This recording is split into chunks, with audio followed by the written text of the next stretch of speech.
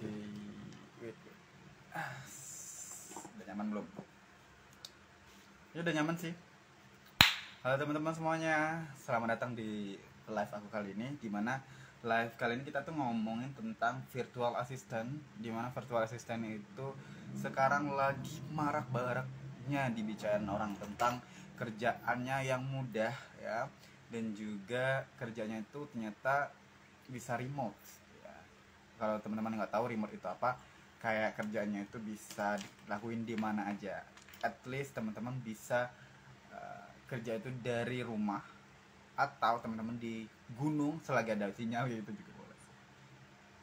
Kita satu setting di salah satu sekolah kayak gitu.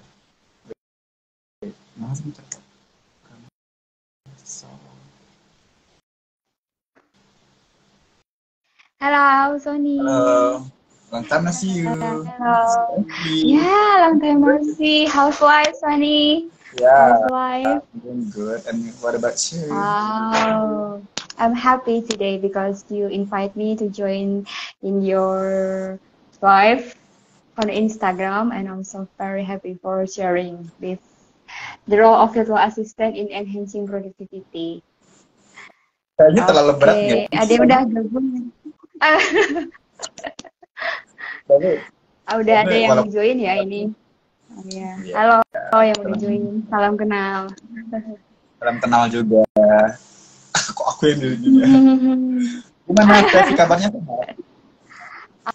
Aku alhamdulillah sehat. Alhamdulillah sehat. Sony gimana di sana? Di Pare? Masih di Pare ya? Itu pertanyaan kah? Atau udah pindah ke Jambi Sony sekarang? Iya, sekarang masih tetap berada di Pare, menikmati ya di Pare. Tapi jangan bilang kayak bakalan selama di Pare. Itu tidak tahu ya, itu rahasia Allah. Maksudnya saya masih berada di sini dan masih nyaman gitu dengan kondisi di sini, dan perlu upgrade diri juga di sini. Wow. Kayaknya kalau ngobrol sama saya bakalan ini udah lama deh. Karena bahasanya tuh banyak ya. I see. Kayaknya ini sekedar ini ya, virtual assistant ya. Kita bahas juga tentang karir-karir yang ada di virtual assistant nantinya, dan masih banyak yang lain sih. Oke. Tapi aku termasuk masih newbie loh. Aku baru banget ikut les itu bulan Mei kemarin dan baru banget selesai. Dan jadi aku ibaratnya masih newbie gitu lah Sony. Cuman kalau buat sharing-sharing nggak masalah sih. Aku malah seneng. Bener sekali. Walaupun newbie kan, tapi udah mulai duluan at least, ya kan? Iya sih. Iya. Oke. Dari Mas Tevi, dan ini mungkin kita bisa mukodima dulu ya, kita bisa mukodima apa ya? Pendahuluan dulu kayak gitu. Jadi kita pengen tahu juga virtual assistant itu seperti apa, dan juga itu mungkin saya perkenalan dulu ya dengan Steffi ini, bahwasanya Steffi ini adalah teman angkatan waktu kita sama-sama belajar di Pare. Kan? Iya. Siapa? Sismika. Kangen nggak Son? Of course ya, kita tuh kangen banget sama di Pare. Belajar bareng di Pare gitu kan. Gimana kita mencari sesuap nasi, enggak sih, kita mencari sesuap nggak kenyang dong, kita mencari ilmu, dan juga kita mencari penghidupan yang ada di Pare, kayak misalnya kita berburu makan atau nasi pecel, kita berburu banyak hal lah ya, mungkin waktu ini kita lakukan bareng-bareng, kita masak bareng dan sebagainya. Kok kita ngobrolin sana ya? Oke, baik.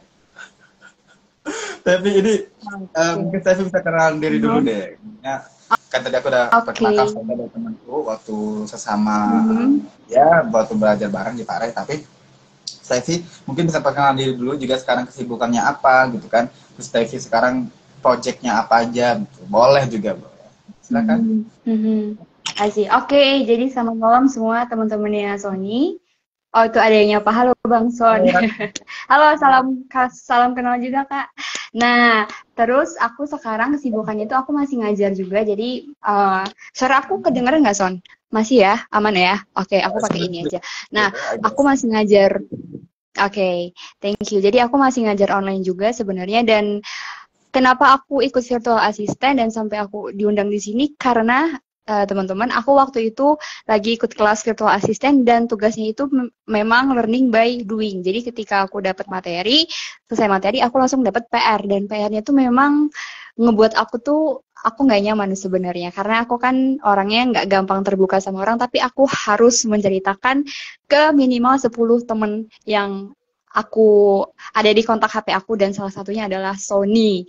Dan ketika sharing sama Sony dan ternyata ayo kita next bikin diskusi soal virtual assistant. Oke, meskipun aku masih newbie dan aku masih berjuang untuk mencari klien, jadi oke, nggak apa-apa kalau buat sharing-sharing aja kayak gitu, Sony. Gitu. Wow. The fabulous ya. Ya, pengantar yang sangat-sangat bagus. Nah, di sini kita Thank you. bicarain tentang ini sih, virtual assistant tadi kan udah dibicarain sama Stacey juga. Kenapa bisa pengen tertarik ke sana gitu kan.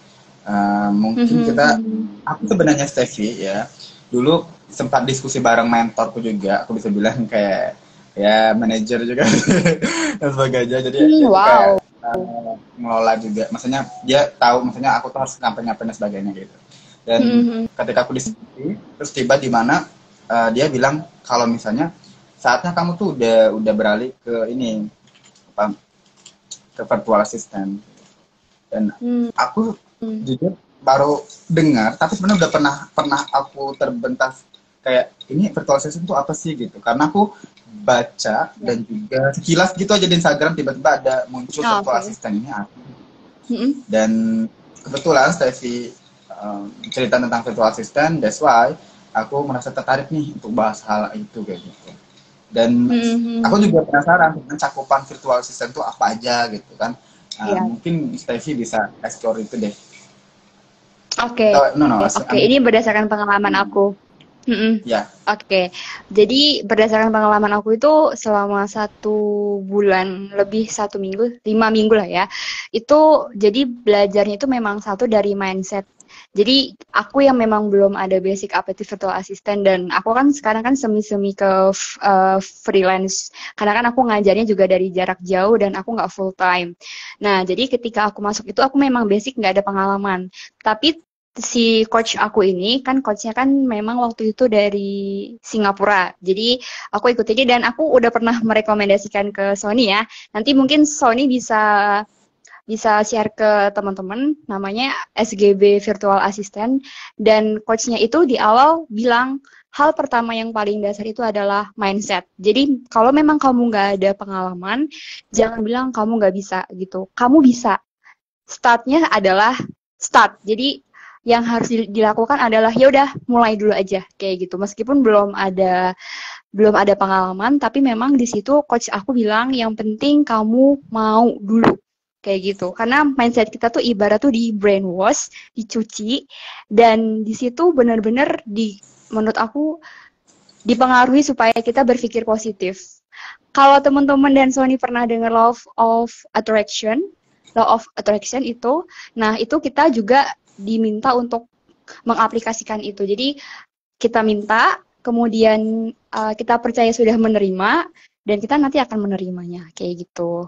Dan untuk skillnya sebenarnya banyak ya Sony, mulai dari ada copywriting, kemudian bisa juga dari pembuat konten kayak Sony tuh bisa, kemudian ada juga yang secara admin kayak misalkan mengelola data atau masukin data atau internet research, atau memang teman-teman di sini yang mungkin basicnya dari legal, yang basicnya mungkin juga dari pendidikan, itu juga bisa sih sebenarnya. Mungkin mau bekerja untuk business owner yang fokus di bidang pendidikan, atau mau fokus di bidang legal, atau mau fokus di bidang kecantikan, atau bahkan real estate pun tuh juga bisa, ternyata gitu ya. Wow, luas juga ya gitu.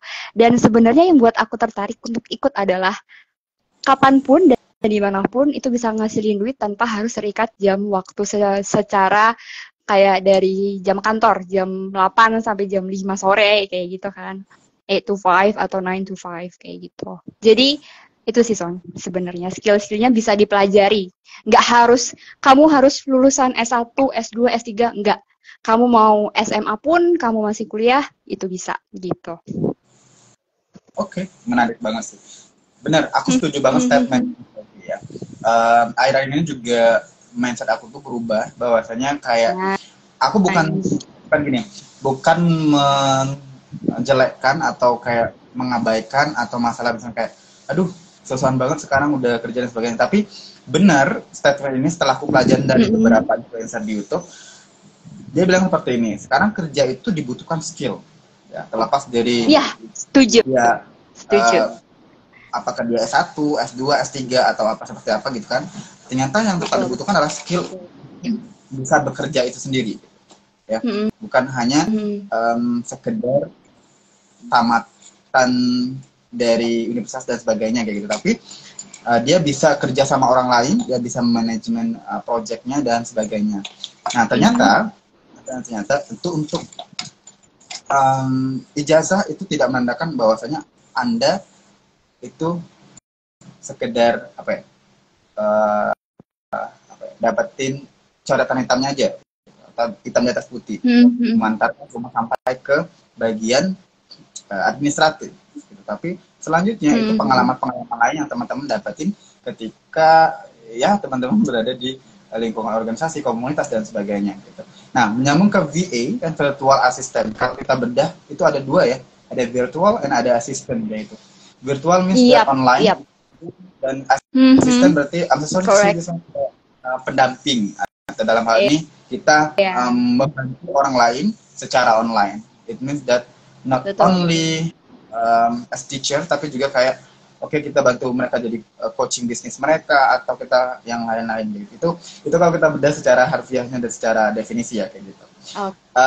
Tadi aku dapat juga banyak dari Steffi kalau misalnya kita harus membenarkan dulu nih terkait dengan mindset kita tentang virtual assistant.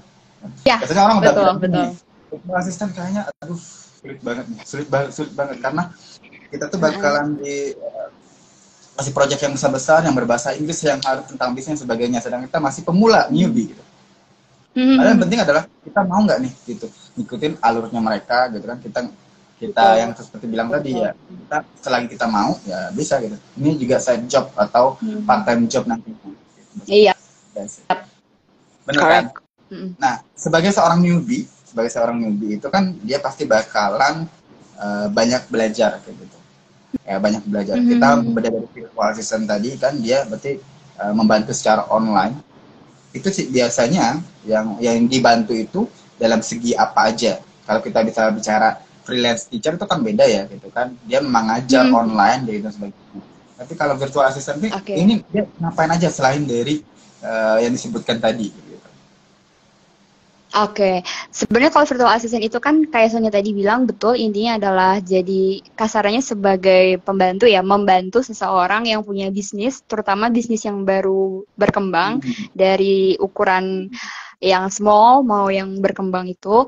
Nah, itu kita ngebantu apa aja, jadi tergantung dari kebutuhannya si klien itu. Contoh misalkan aku posisinya sebagai newbie dan aku untuk mencari klien ternyata nggak dengan ujuk-ujuk datang, nggak. Jadi aku harus menyebarkan, ibarat kata aku harus menjual diri aku. Menjual diri dalam artian aku menjual skill aku. Jadi ternyata skill jualan itu tuh penting banget, mulai dari kita menjual, mungkin sales ya di sini ya, skill sales kita tuh harus dipakai juga. Jadi ketika kita ngomong, kemudian kita menawarkan apa sih yang kita bisa lakukan, skill kita apa aja kayak gitu.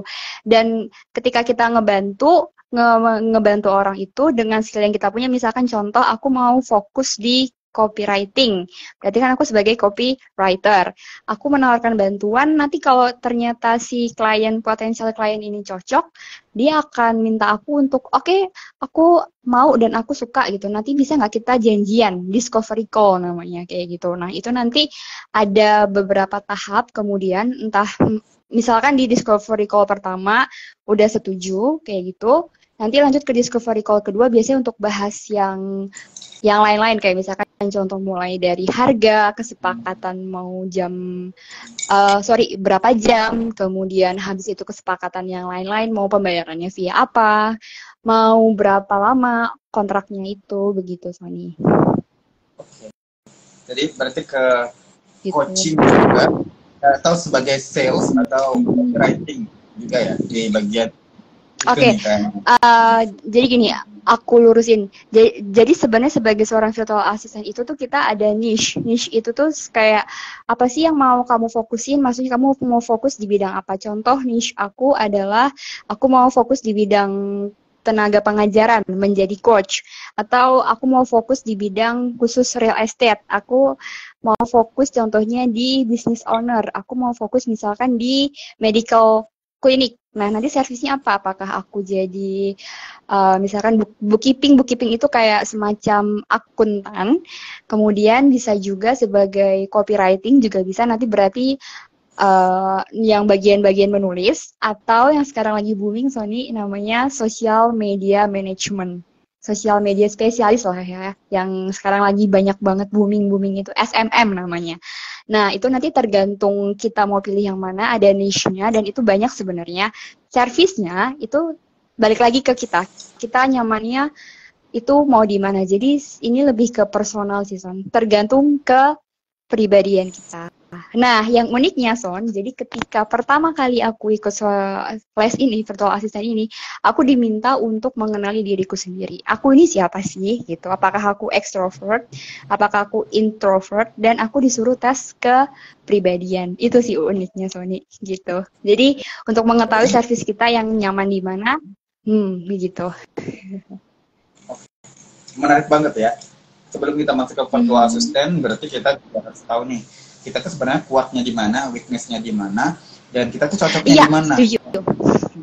Betul banget itu. Setuju. Berarti kita tuh masuk ke copywriting, niche-nya kita. Iya. Atau betul. Social media management, atau kita cocoknya ke bagian coaching bisnis, small business atau UMKM dan sebagainya gitu kan. Jadi banyak berarti ya. Betul. Memang bahannya virtual di bawahnya itu ternyata banyak banget spesialis kita sendiri gitu, dan kita harus belajar ke sana kan gitu.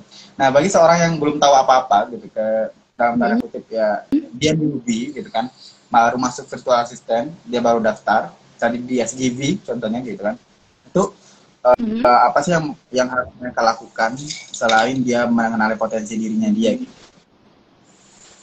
Oke, itu sih memang pertama dari segi mindset yang tadi udah aku bilang, dari mindset. Kemudian yang kedua, itu kita diminta untuk tes tentang diri kita. Jadi kamu ini siapa, kamu cocoknya di bidang apa, dan kamu nyamannya di mana. Jadi sesuai sama personality kita.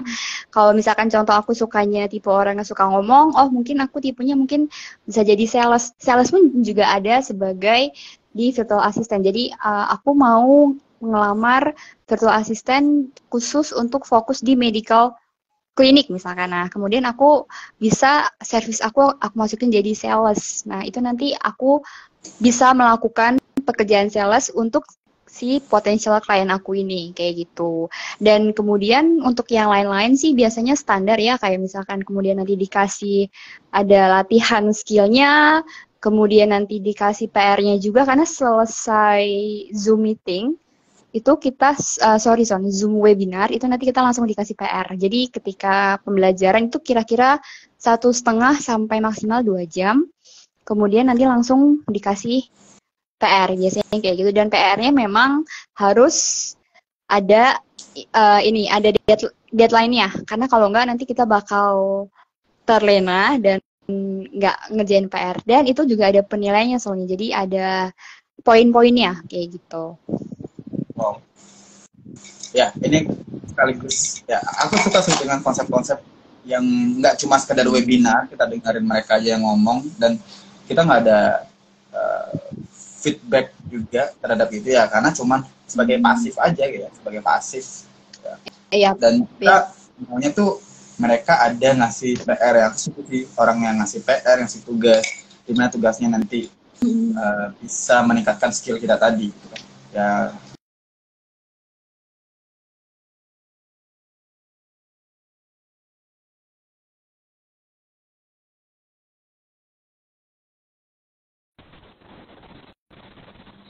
Lagi booming banget kayak gitu di luar. Tapi kalau misalnya di Indonesia, seberapa tahu sih orang tentang virtual assistant? Kemudian menurut saya nih, ya sebagai projector, kita itu melihat virtual assistant sih bakalan bertahan lama nggak sih? untuk boomingnya ini gitu. Oke, wow. Aku kalau ini berdasarkan apa yang aku ini ya, Son, yang aku dapatkan dari membaca. Jadi ketika aku baca dari tempat les aku itu memang ini tuh bakalan booming untuk beberapa tahun ke depan karena kan sekarang semua beralih ke teknologi. Meskipun memang sekarang tuh ada AI, ada artificial intelligence dan mungkin beberapa orang bakal mikirnya itu bakal menggeser pekerjaan kita gitu kan. Tapi sebenarnya itu tuh aku merasa ketika aku jadi virtual assistant itu ngebantu banget. Contohnya kayak ChatGPT, kemudian juga ada yang lain-lain dan sebagainya kayak contohnya apa tuh aplikasinya Grammarly kayak kayak gitu. Nah, itu tuh sebenarnya ngebantu sih, bukan menggeser tapi lebih membantu. Jadi untuk sekarang itu masih dibilang booming juga karena untuk dapat kesempatan klien itu sebenarnya gede banget, Son. Karena kan banyak orang tuh di seluruh dunia dan mereka juga ada yang jadi pengusaha dan kita bisa ngebantu mereka gitu. Oke, jadi menarik juga yang belum dijawab ada pertanyaan pertama tadi tentang pendapat orang-orang Indonesia ya tentang VA ini gimana. Sedangkan kita tahu VA ini luas. Gimana menurut Steffi? Apakah orang Indonesia udah aware, udah paham? Makanya virtual assistant itu memang booming sekarang dan seterusnya gitu. Apa mereka cuman belum? Apakah masyarakat Indonesia intinya simpelnya gini sih? Apakah masyarakat Indonesia banyak tahu tentang VA atau enggak? Well, kalau itu sih sebenarnya aku belum bisa memastikan. Cuman untuk orang-orang yang mungkin untuk orang yang udah melek secara teknologi atau melek dengan perkembangan dirinya gitu ya, itu aku yakin pasti mereka udah aware banget. Dan harusnya di masa teknologi sekarang kan kita kan udah by phone ya, aku yakin anak-anak SD pun juga udah dikasih HP sama orang tuanya, jadi menurut aku mustahil kalau mereka nggak ngerti ya, apalagi kan banyak sekarang yang freelance, kemudian webinar free, contohnya kayak misalkan ngasih, oke, acara ini free, yang harusnya bayar sekian jadi free. Nah, harusnya tuh kayak gitu udah paham sih. Cuman kalau untuk masyarakat Indonesia udah tahu atau belum, aku masih belum ngerti karena aku juga nggak by data juga kayak gitu. Cuman kebanyakan yang aku ikut itu persentasenya itu banyak yang ibu rumah tangga, itu banyak juga. Dan yang kedua itu pekerja kantoran, tapi mereka lebih ke ini sih untuk biasanya juga cadangan nanti kalau mereka mungkin sudah pensiun atau mereka ketika mungkin merasa jenuh sama pekerjaannya, pingin dapat penghasilan tambahan gitu kan dengan tidak bekerja kantoran. Nah, itu biasa mereka akan lakukan itu. Cuman kebanyakan ibu rumah tangga itu, well, itu banyak sekali Sony. Sambil ngurus anak ya biasanya kayak gitu kan. Udah resign dari kantor, kemudian oke, aku mau ngurus anak nih, tapi aku mau dapat penghasilan tambahan, nggak mau ngerepotin duit suami. Itu biasanya para ibu-ibu ini menggunakan ini virtual assistant, menjadi virtual assistant kayak gitu Sony. Wow, jadi saya merasa tersaingi nih dengan ibu-ibu rumah tangga nih kayaknya. Kan saya segini juga nggak segesip itu ya kan. Aduh, harus gabung nih teman-teman, harus gabung ya, harus gabung ke virtual assistant. Karena ya masa malu kita dengan orang-orang yang mungkin udah punya tanggungan, tapi mereka masih merasa kayaknya aku masih butuh ilmu ini untuk skill tambahan dan jadikan cuan. Oke. Ya, betul.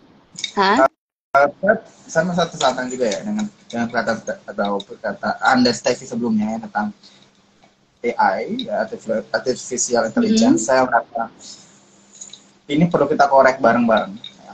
Karena mostly kerjaan di kantor itu rata-rata pakai AI semua. Kita penggunaan ya, kita penggunaan Canva juga sekarang udah masuk AI.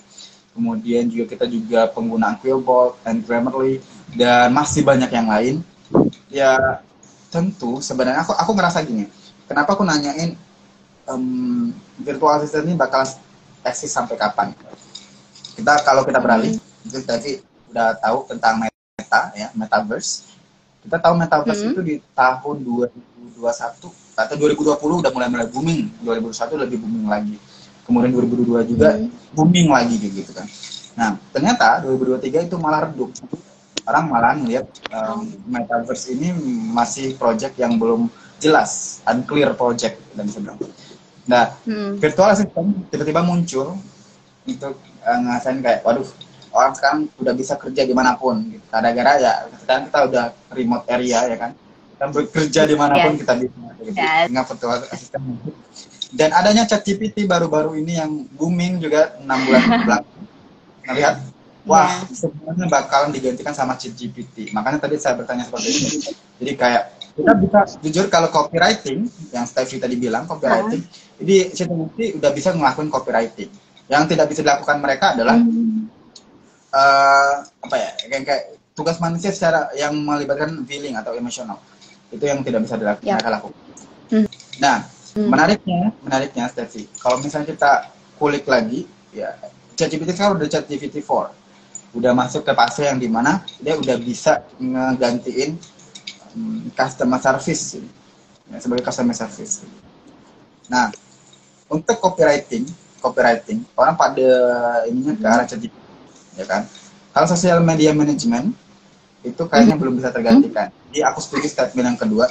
Walaupun ChatGPT tadi bagus gitu kan atau dan sebagainya, tapi tetap social media management ini kita butuh orang untuk ini. Apalagi kalau error.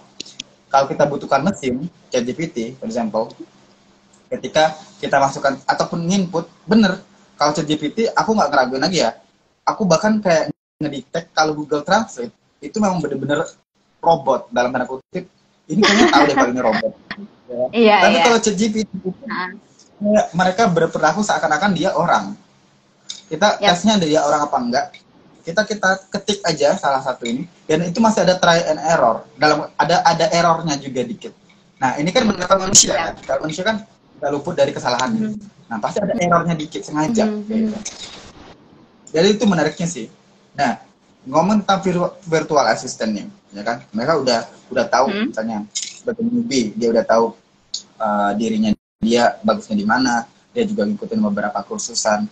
Hal yang selanjutnya yang banyak orang pikirkan adalah gimana aku mulai start atau gimana caranya untuk menjual diri aku sendiri dalam tanda kutip positif kepada klien-klien yang mau pakai jasa aku. Nah itu tuh bahasanya. Dan platform apa sih yang harus dipakai? Oke. Jadi biar aku ulangi lagi. Jadi pertanyaannya Sony itu mungkin lebih ke gimana cara kita supaya kita ngejual jasa kita ke si klien itu. Betul begitu? Benar-benar. Oke. Jadi memang di cara kita ngejual diri kita, maksudnya di sini bukan ngejual diri seperti yang orang bayangkan, tapi lebih ke ngejual skill kita. Jadi memang di les ini tuh dibekali dengan beberapa skill, ada skill utama dan ada skill-skill tambahan. Nah, kemudian ketika skill tambahan itu diberi kepada yang ikut les itu, kemudian itu ada tugasnya yang harus diselesaikan. Nah, tugas-tugas itu kemudian bisa kita kumpulkan menjadi satu di portofolio, dan itu nanti bisa kita desain, bisa kita benar-benar kita buat semenarik mungkin untuk menarik hatinya si klien itu. Cuman Son, yang pertama kali harus dilakukan adalah kita harus berani untuk terlihat di publik kalau kita virtual assistant. Itu yang memang nggak mudah, tapi itu diajarkan. Jadi kamu sebagai virtual assistant, kamu harus terlihat kalau kamu adalah seorang VA. Kamu harus percaya diri. Jadi memang nggak boleh, oke, aku nggak ada pengalaman nih, tapi aku kayaknya nggak bisa. Itu coach aku nggak mau yang seperti itu.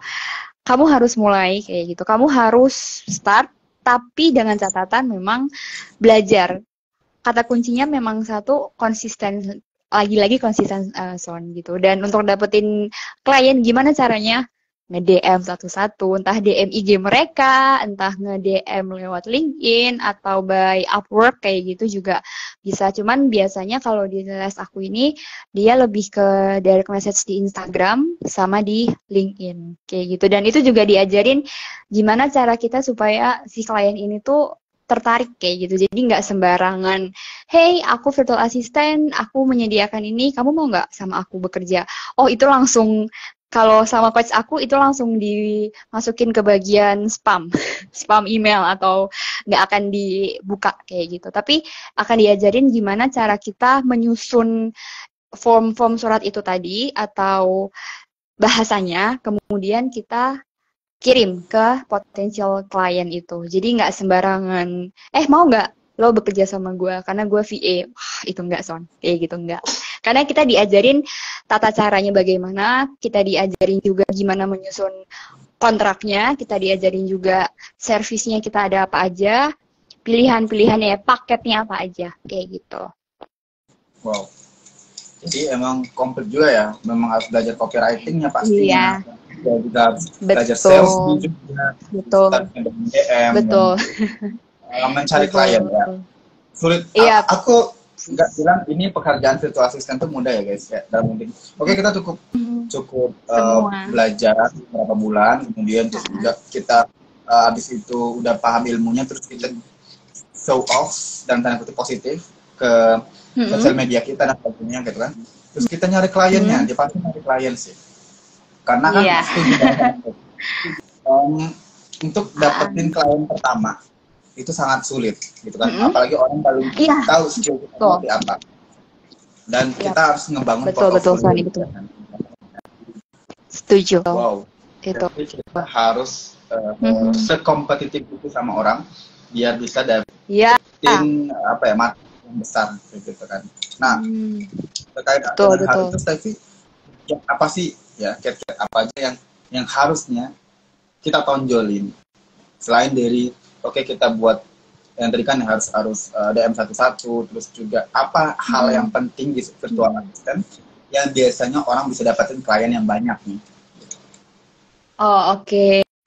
Kalau dapetin klien yang banyak itu biasanya kalau udah dapet satu klien dan itu nanti biasanya dari mulut ke mulut, Son. Tapi kalau gimana caranya supaya si orang ini mau bekerja sama kita, karena ada teman aku pengalaman dia lagi di tengah-tengah les dan dia udah dapet si klien itu padahal dia nggak nyari. Jadi yang pertama memang harus being visible to others. Jadi memang harus terlihat. Kalau kita punya IG itu kita harus sering update IG kita.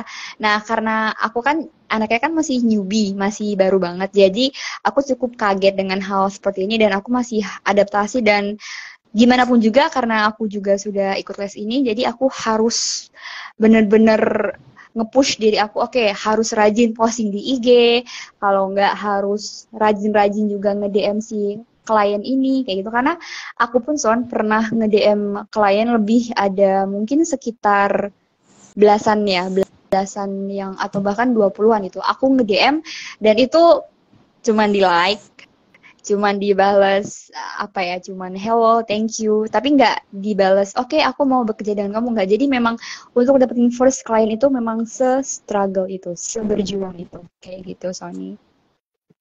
Gitu. Okay. Berarti yang harus kita lakukan adalah branding sosial media ya, berarti ya, branding sosial media dan branding sosial media. Dan perlu nggak kita juga misalnya tadi udah dapet sertifikat terus kita upload ke LinkedIn misalnya atau sertifikat ya. Kita juga kayak ngupload project-project kita terus biar aware mereka kalau ternyata kita tuh virtual assistant. Ya, oke. Untuk yang tadi Sony tanyakan dan Sony udah kasih tahu sebelumnya, itu memang penting sih untuk kita benar-benar harus update di sosmed, karena itu yang dibilang sama coach aku, kamu harus terlihat di sosial media, karena kalau sosial media kamu nggak ada update itu mereka mikirnya ini orang udah nggak bekerja lagi sebagai VA, kecuali kalau memang kita sebagai VA itu jarang update, cuman kita udah punya si klien. Nanti klien itu biasanya akan ngomong ke temennya, entah ngomong ke koleganya kalau dia pakai jasa kita dan itu bagus, biasanya itu kita akan direkomendasiin. Cuman untuk pertama kali buat yang belum dapat, itu mereka harus update, harus nge-DM ke si potensial klien.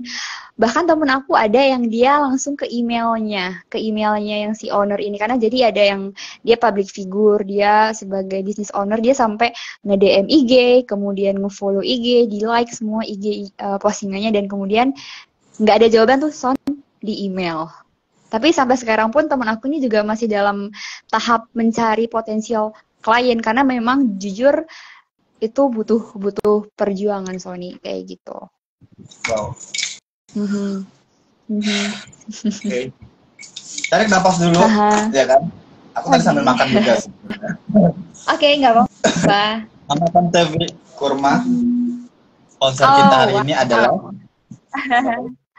kurma. Kolombia. Apa itu?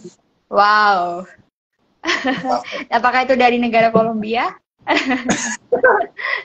Kok gitu ya? Bukan, ini dari negara Perancis. Oh, bukan. Oh.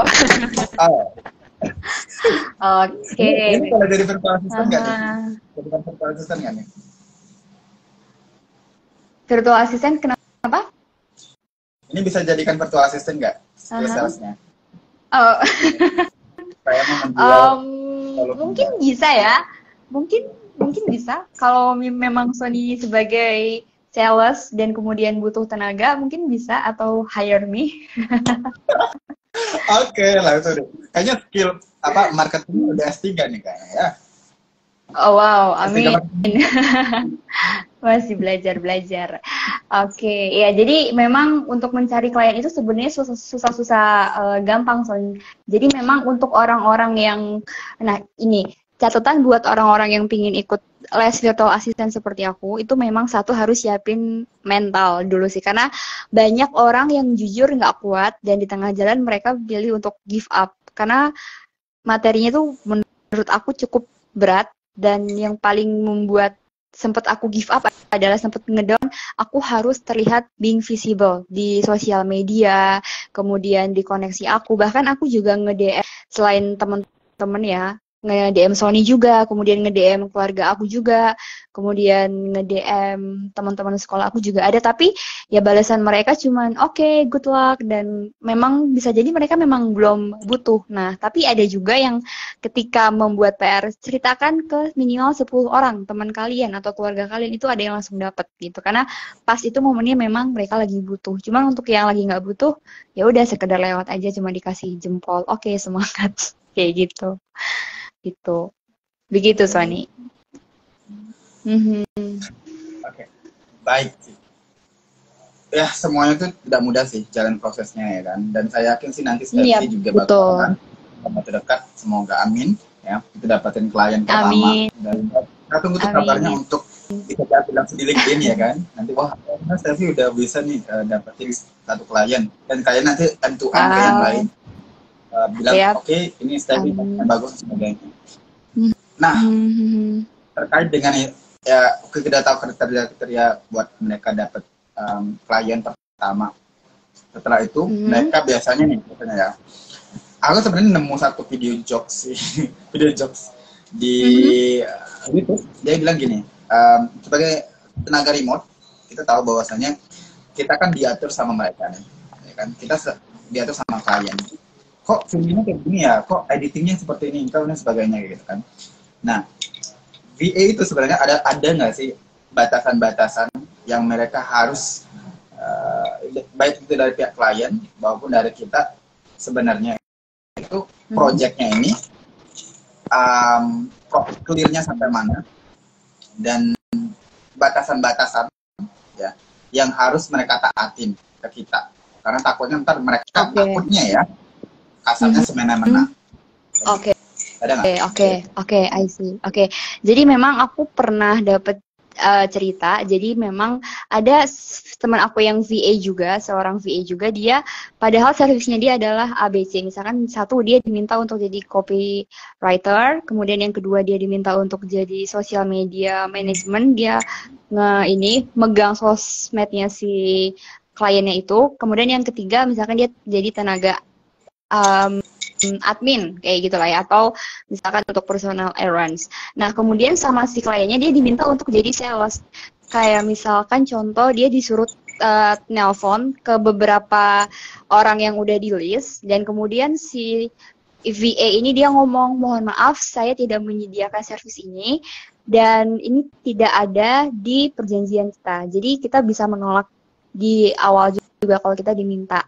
Nah, kemudian yang paling penting soal itu juga ada by kontraknya itu kita mau servis apa, mau berapa jam, dan mau berapa lama pakai jasa kita. Ada yang sebulan, nanti kalau oke bisa diperpanjang, kalau nggak oke udah stop sebulan aja.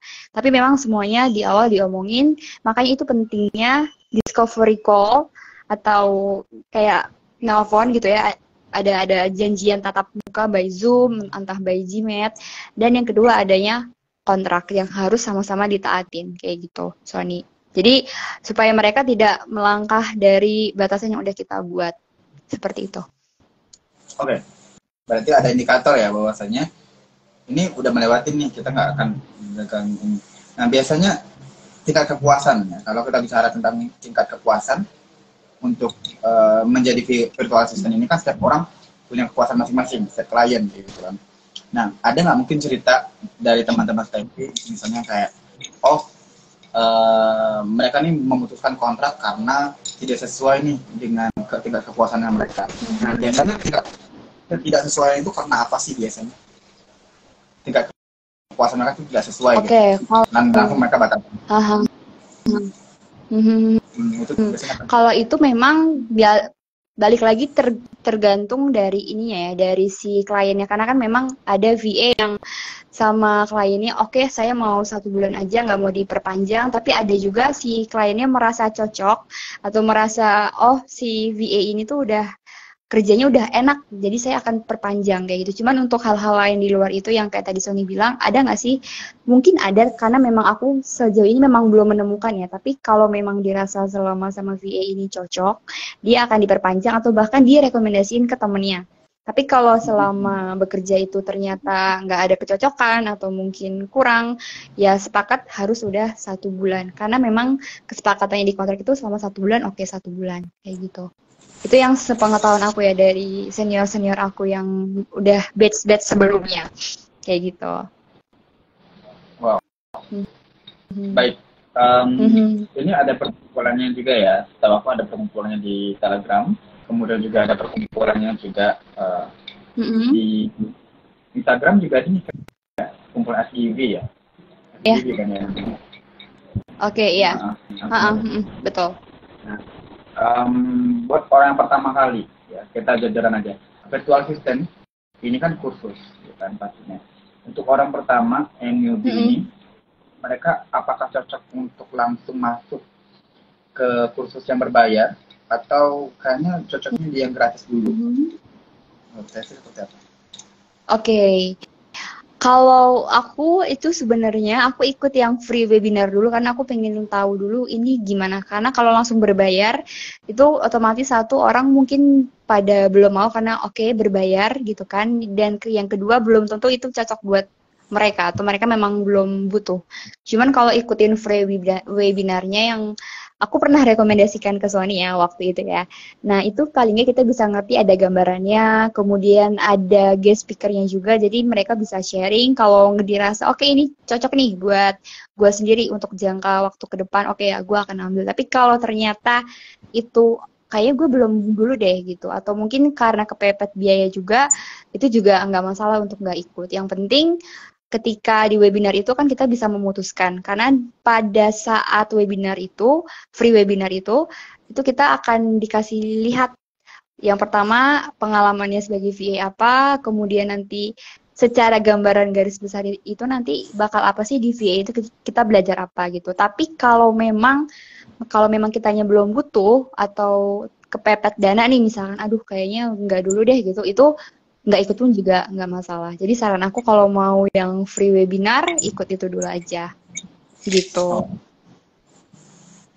Yes, menarik sekali ya.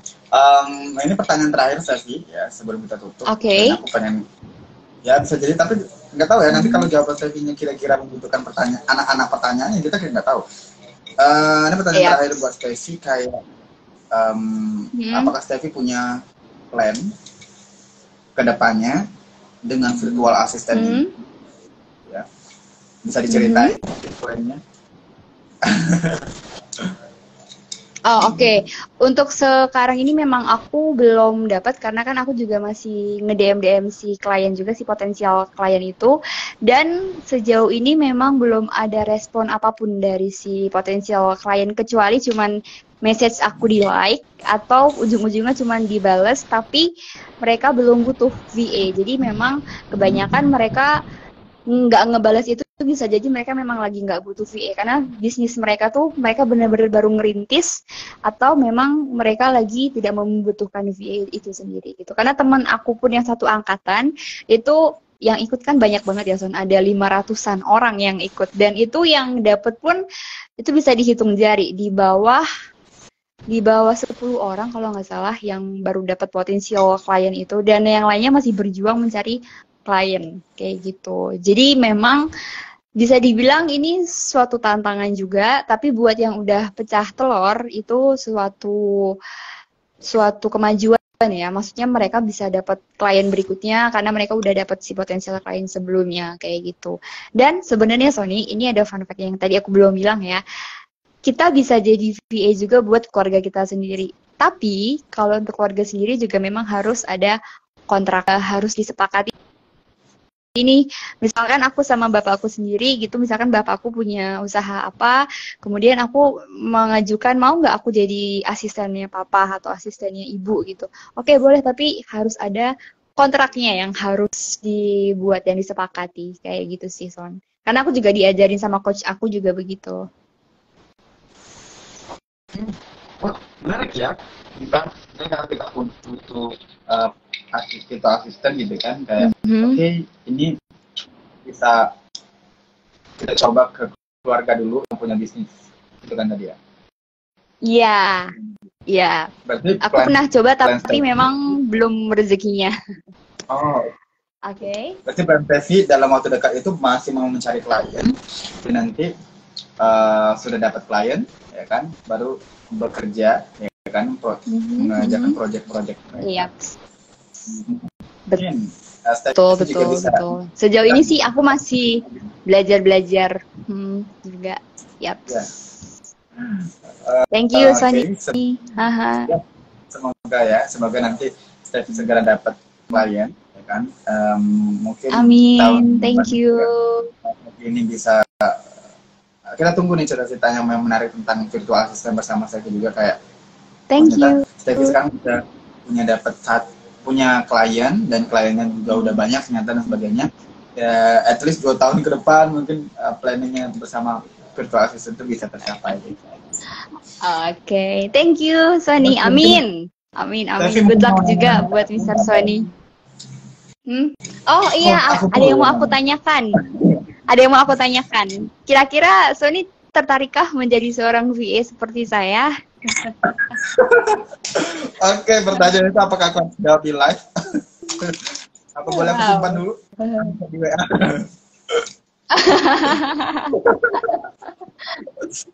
Siapa tahu kan mungkin Sony dapat hidayah gitu. Oh, aku mau jadi VA gitu. Who knows? Iya sih. Aku sebenarnya mau Steffi. Ya, sebenarnya mau banget untuk asisten. Cuman untuk beberapa bulan ini mungkin aku masih memikirkan proyek-proyek yang lain yang dimana itu masih keteteran banget, yang ada yang belum mulai sama sekali, ada yang sudah mulai, ada juga yang masih butuh kayak di encourage lagi gitu kan. Jadi aku untuk virtual assistant jujur masih masuk ke dalam wishlist aku juga, buat aku harus belajar virtual assistant ya, gitu juga. Dan nggak kemungkinan juga dalam bulan-bulan ke depan juga mungkin teman-teman tahu yang join atau follow atau connect bareng di LinkedIn. Aku tuh alhamdulillah sekarang udah keterbukaan mindset mungkin ya, kayak brand wash ya. Itu aku mikir gini Steffi. Dulu aku waktu kuliah ya, mindset aku adalah aku harus banyakin ikut webinarnya. Aku ikutin webinar, aku ikutin seminar. Dan ternyata bukan nggak bagus, tapi di webinar itu menurut aku pribadi ya, mungkin kalau teman-teman lain yang punya perspektif yang berbeda, nah nggak apa-apa. Di webinar kita cuman dapetin ilmu yang sedikit, tapi relasinya yang banyak. Tapi kalau kita sekarang dengan pelatihan yang masif dan banyak banget, salah satunya virtual assistant yang di online, itu kita bisa dapetin ilmunya yang banyak. Dan juga setuju. Gitu. Jadi kayak berimbang gitu kan.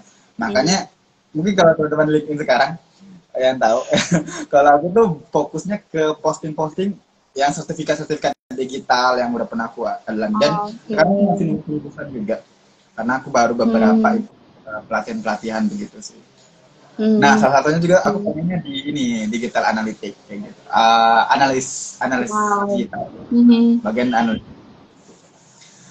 Tapi itu tadi ya, karena ada Nice. hal lain hal. Jadi kerjaan ya Hmm. gitu ya. Aku sadar sih Steffi. Oke. Aku pengen juga nanya ke Steffi nih, balik ya, balik ke nanya ke Steffi lagi. Oke. Di posisi Yep. yang saat ini kita kerja, ya Hmm. kan, kita Steffi tahu aku sendiri dan aku juga tahu Steffi, Hmm. kita kerja setiap hari, kerja, tapi kita tuh juga pengen nih upgrade skill. Nah, mungkin Steffi bisa kasih pendapat nih ke kita. Sebenarnya apa yang harus kita lakuin gitu. Karena ya itu tadi lah ya, sulit banget untuk ngatur waktunya sambil kerja, sambil upgrade skill, sambil Hmm. Oke, oke.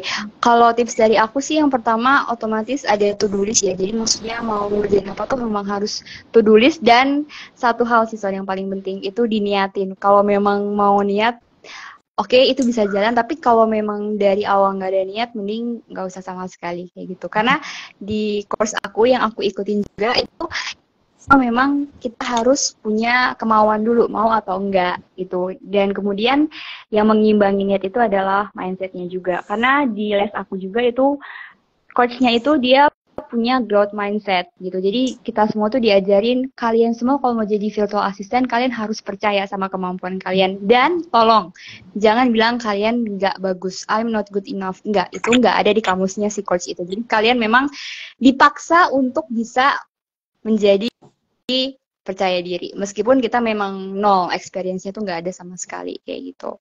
Karena memang Son banyak yang ikut itu gap year, jadi ibu rumah tangga yang tadinya sudah bekerja, semisal kayak udah puluhan tahun, kemudian ketika sudah berkeluarga, menikah, sudah punya anak, dia gap, dia sama sekali nggak bekerja, dan ada yang 10 tahun, ada yang berpuluh-puluh tahun itu kemudian menjadi VA, dan itu dia akhirnya berhasil, dan dia dapat si klien itu meskipun awalnya dia memang udah mau menyerah gitu, dan ternyata ketika sudah dia coba, dia sempat menyerah dan akhirnya dia bisa, dan ada yang menarik, dia sampai bisa bangun rumah dari hasil VA-nya itu. Kayak wow, keren banget. Awalnya dia memang nggak punya basic dan dia orangnya introvert, pemalu, tapi karena memang di brainwash, otaknya di apa ya, dicuci gitu ya, di pokoknya kamu harus yakin dan harus percaya diri kalau kamu bisa, dan itu ternyata sampai sekarang detik ini dia